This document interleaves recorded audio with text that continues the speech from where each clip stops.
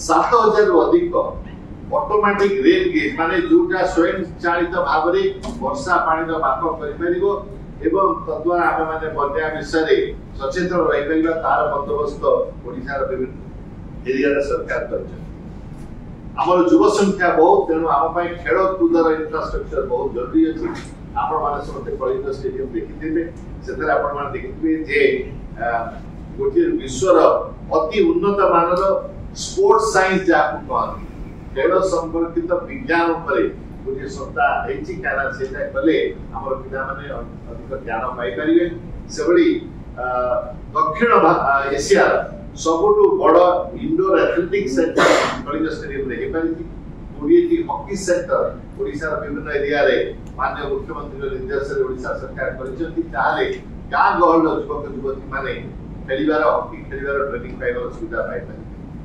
स्वास्थ्य क्षेत्र में एभली अनेक इंफ्रास्ट्रक्चर बंदोबस्त होती आपण माने जानछथि जेबे स्वास्थ्य विषय रे कहिथि सेबे आपण माने कहिथि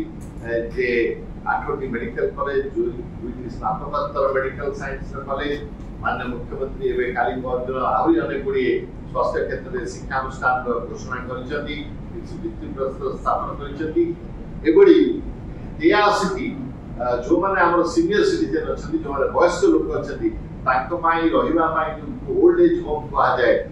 83 से बड़ी बंदोबस्त मध्य ओडिशा सरकार करिसेंती। शेषरे या कहिबी जे हमर जो 5T प्रकल्प रे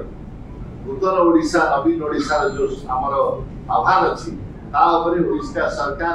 नुआ नुआ योजना आनुचंती अनेक चिंता करूचंती जे विश्व स्तर रे ओडिशा रो इंफ्रास्ट्रक्चर केमिति पहुंची परिबो एवं या हवा द्वारा उपनिवेश शिल्प वाणिज्य व्यापार केमिति बढ़ी परिबो ओडिशा एवं या हवा द्वारा ओडिशा रो युवक मान नुआ नुआ जर करियर एवं चाकरी ପାଇଁ ସୁଯୋଗ ମିଳିବ ସେଥିପାଇଁ ଚିନ୍ତା କରାଯାଉଛି। ଆପଣମାନେ ଆସିଲେ ଆଜି